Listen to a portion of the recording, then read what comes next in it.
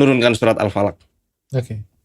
Berarti ketika Allah mengabarkan bahwa sihir ini bukan hanya sekedar dongeng, bukan untuk membantah klaimnya para orang-orang jahiliyah atau orang-orang musyrik, berarti itu adalah sebuah ajaran yang langgeng.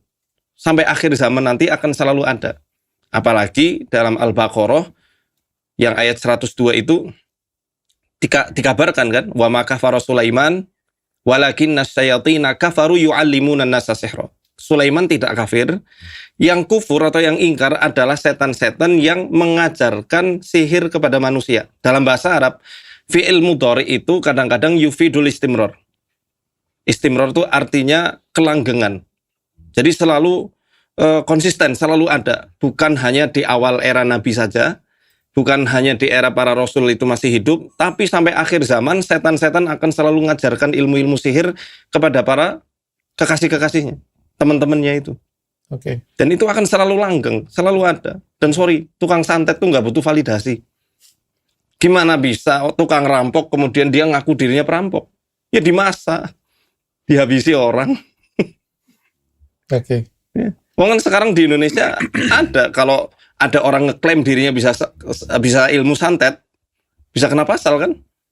Pasal berapa itu saya lupa, sering disebut sama Mas Marcel itu. Iya. Iya kan? Jadi kalau karena saya praktisi ya, pengalaman secara empiris betul-betul ada dok. Yang saya lagi tangani itu bukan bayi hilang, tapi kasus yang dikira hematohidrosis. Apa dok? Ada darah. Yang darah itu.